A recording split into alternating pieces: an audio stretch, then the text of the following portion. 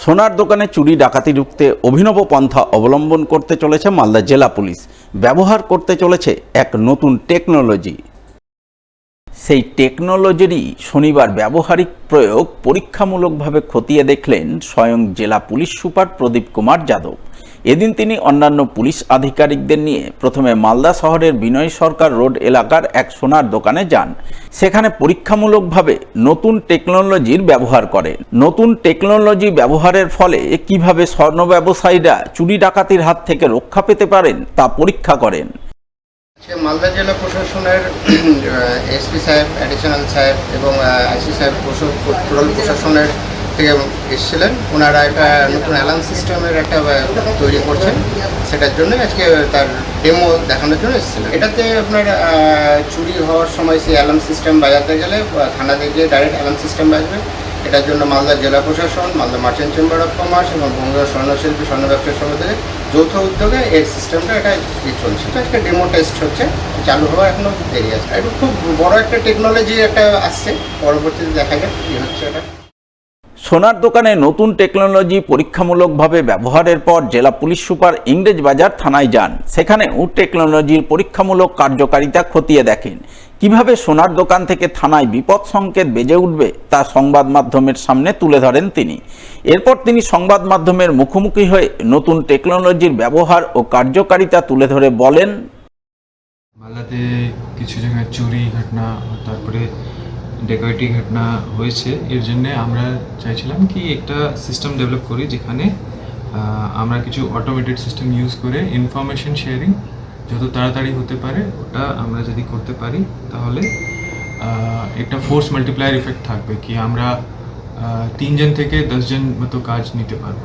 তো এর জন্য আমরা কিছু সিস্টেমস, কিছু সফটওয়্যারস, ওরা কিছু হার্ডওয়্যার আমরা টেস্ট করছিলাম। তো এটা আজকে আমরা একটা ফিল্ড ডেমো অ্যারেঞ্জ করেছি, যেখানে আমরা দেখছি কি যদি একটা শপে আমরা এই সিস্টেম যদি রাখি কিভাবে কাজ করবে। তো এর ডেমো আজকে আমরা করছি এখানে। Basically it is a panic button system.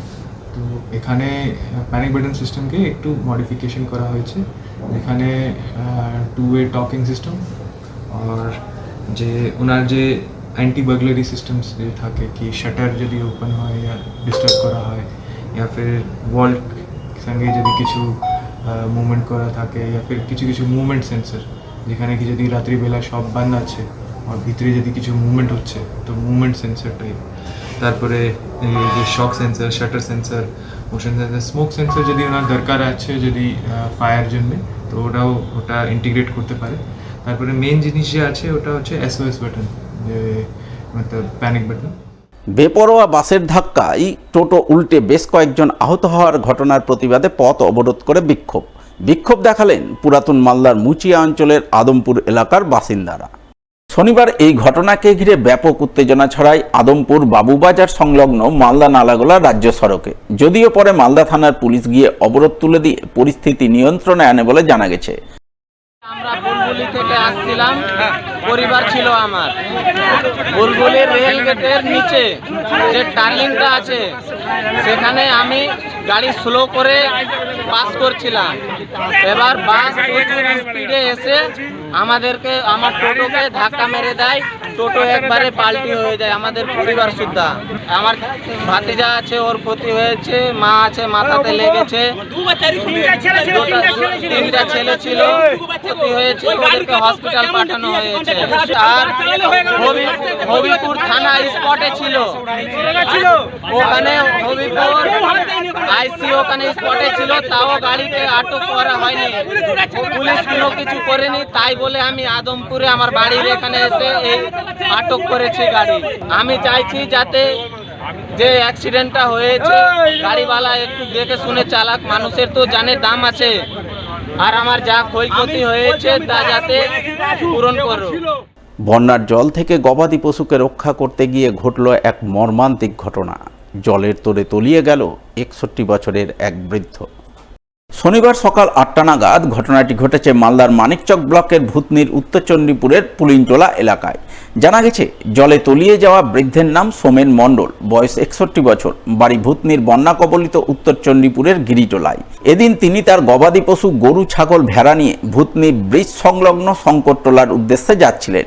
সঙ্গে ছিলেন তার 26 বছরের ছেলে নিখিল মণ্ডলও। তারা দুজনে মিলে গবাদি পশু নিয়ে পুলিনটোলার জলমগ্ন রাস্তা ধরে এগিয়ে যাচ্ছিলেন। ওই সময় হঠাৎ করে একটি ভেড়া জলের তোরে ভেসে যেতে থাকে। সেই ভেড়াকে রক্ষা করতে গিয়ে বৃদ্ধ সোমেন মণ্ডল জলে তলিয়ে যান। ওই সময় বাবাকে বাঁচাতে ছেলে এগিয়ে গেলে সেও জলে তলিয়ে যেতে থাকে। ওই সময় গ্রামবাসীরা কোনো রকমে ছেলেকে রক্ষা করতে পারলেও বাবাকে বাঁচাতে পারেনি, তিনি জলে ভেসে যান।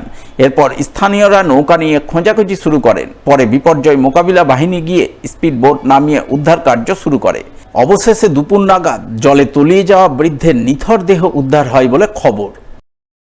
আমরা সকাল টাইমে তখন ঘড়ি থেকে মোটামুটি 6টা বাজে আর কি, এই সময় এখানে নৌকার জন্য দাঁড়িয়েছিলাম। সে সময় ওরা গরু আর ভেড়ি পার করাচ্ছিল, ওই রাখালগুলো আর কি, যাদের গরু আর ভেড়ি, যে লোকটা মারা গেছে আর কি, পার করতে গিয়ে ভেড়িগুলো ডান সাইডে জলে নেমে যায়। বাস ভেড়িগুলোকে ধরতে গিয়ে নিজে আবার জলে ডুবে মানে হয়ে যায়, খুঁজতে খুঁজতে পারলো না, ডুবে গেল। ছেলে ধরতে গিয়ে কোন রকম ছেলেকে উদ্ধার করলো ওই ডোঙাওয়ালাগুলো, কিন্তু ওকে আর পাওয়া গেল না। ওই আনুমানিক তবুও 60-এর মতো আর কি। পরিস্থিতি ভয়াবহ, দেখতে তো পাচ্ছেন জলের অবস্থা কিরকম বাড়তে আছে, ভয়াবহ পরিস্থিতি।